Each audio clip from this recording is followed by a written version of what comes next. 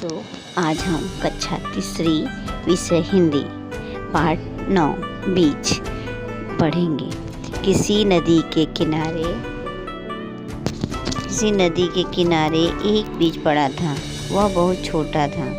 वहाँ एक चिड़िया आई और वह चोंच मारकर बीज को खाने लगी।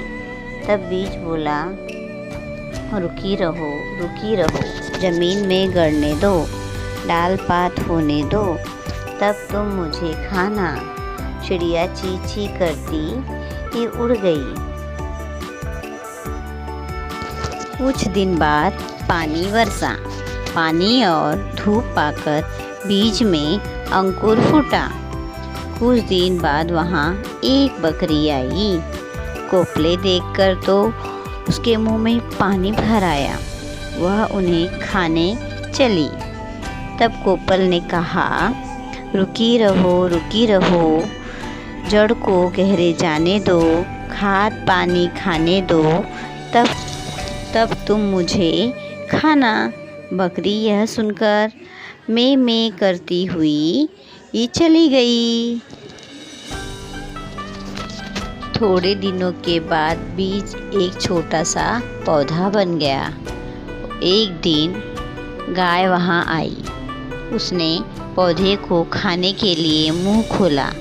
इतने में पौधे ने कहा, रुकी रहो, डाल पात होने दो, खाद पानी खाने दो, तब मुझे तुम खाना। यह सुनकर गाय रंभाती हुई चली गई। बहुत दिन बीत गए। एक दिन फिर वही चिड़िया, बकरी और गाय वहाँ आई। चारों तरफ वे देखने लगे। उन्होंने एक दूसरे से पूछा, वह छोटा सा पौधा कहाँ गया? तभी पेड़ बोल उठा, मैं ही बीज हूँ, अंकुर हूँ, मैं ही छोटा सा पौधा हूँ। अब जो मैं पेड़ हूँ, अब मैं तुम सबके काम आ सकता हूँ, मैं बड़ा हो गया हूँ। यह सुनकर सब बहुत खुश हो गए और एक दूसरे से आनंद भरी नज़रों से देखने लगे एक दूसरे को। इस कहानी के लेखक है रामेश्वर दयाल दुबे। तो बच्चों, इस कहानी को पढ़ो और अपनी कॉपी में सुंदर अक्षर में लिखो।